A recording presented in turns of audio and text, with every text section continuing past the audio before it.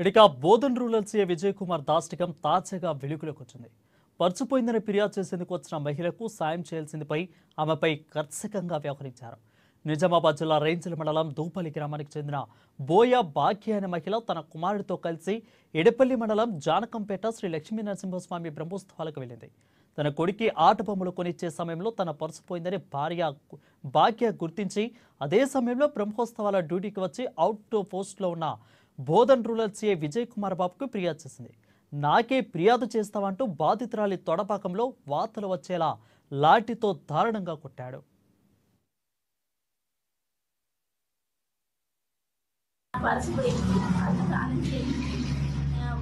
Aadhaar card ఉంది, నా తాళం చేయి ఆధార్ కార్డు, నా 300 రూపాయలు ఉన్నాయి, పైసలు పోయినవాయే కానీ నాకు తాళం చేయలేదు ముఖ్యము. నేను తాళం చేయి తీసుకో కంపల్సరిగా కావాలన్న కోళ్ళు మూసేది ఉంది ఇంటికాడ అని నేను మేడంకు అన్నా. అంటే లేదు ఇక్కడ కాదు, అక్కడ లోపలికి పోయితే లోపల వాళ్ళు ఒక ఎర్ర పర్సు దొరికింది ఉన్నది, ఆ పర్సు నీదేనేమో చూసుకపోవాలంటే మళ్ళా లోపలికి పోయినా.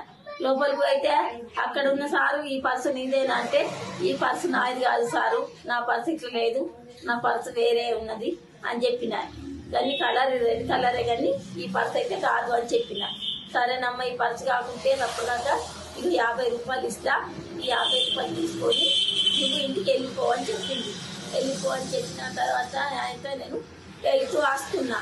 రాంగ అయితే ఆడ మళ్ళీ డౌట్తో అడిగిన అమ్మ నేను అన్ని ఒక్కరు రాంగ గిడ పెట్టుకున్న దగ్గరనే నా ఇది పోయింది, ఇట్లా పర్సు ఇక్కడనే పడిపోయింది అని అంటే ఆవమ్మ ఇక్కడనే పడిపోయింది, పక్కామెనే తీసుకుంది.